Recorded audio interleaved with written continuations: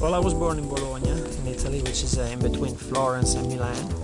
It was a very country-style life. I'm very driven. I normally have someone behind pulling me back.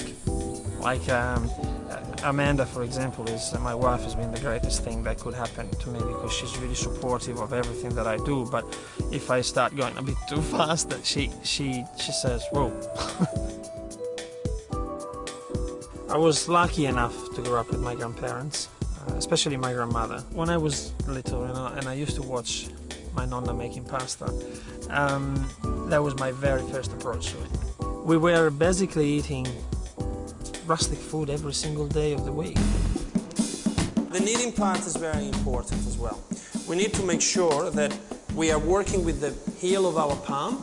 The more we go towards the modern versions and the microwavable food and all the modern era of the gastronomy, the more there's a search for those flavors and those old systems which are now almost forgotten.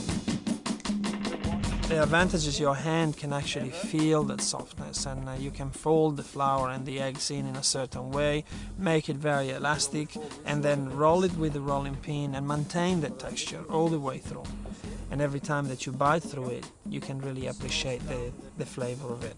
And he was in love with Venus, and he saw her naked, and he decided to reproduce a part of her body, which was the navel, and that was how the tortellini was created. The joy of making the classes is the fact that I can see the everyday person that have never cooked a dish of pasta in their life, actually approaching it and seeing how simple it is. But acting has been a passion for me since when I was a child.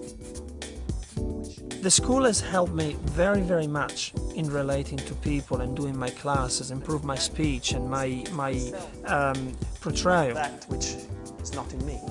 I feel like a little ambassador, passing on and on the reality of our life, lifestyle and food.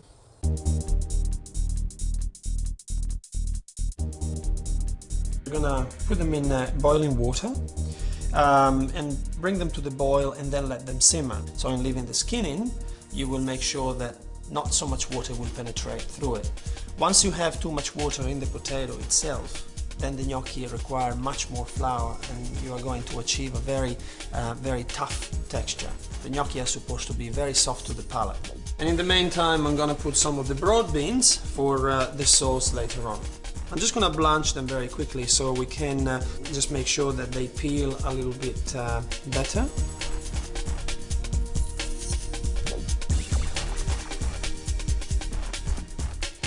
You can see that the texture of the potato is very, very soft. It doesn't fall apart.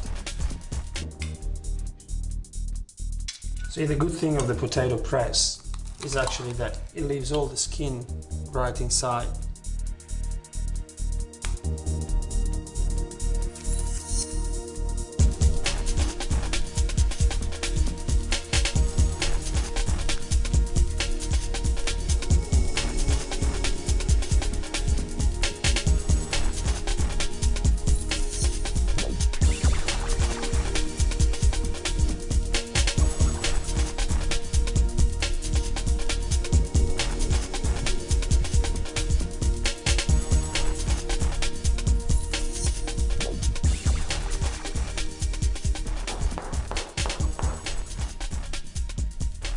That indent will make sure that the sauce will be actually trapped into the gnocchi.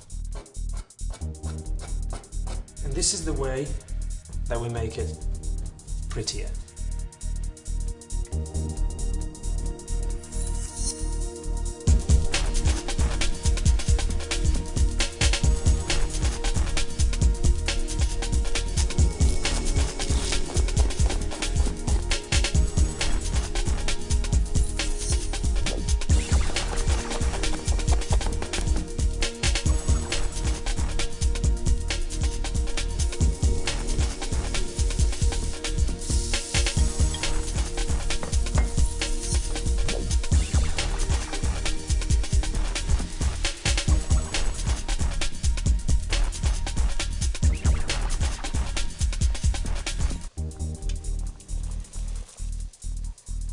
beautiful thing of the gnocchi is that you don't have to look at time.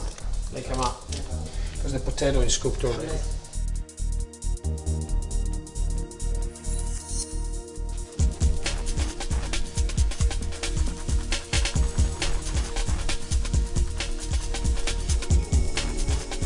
My grandmother, Pia, used to spoil me with this since when I was a very little child.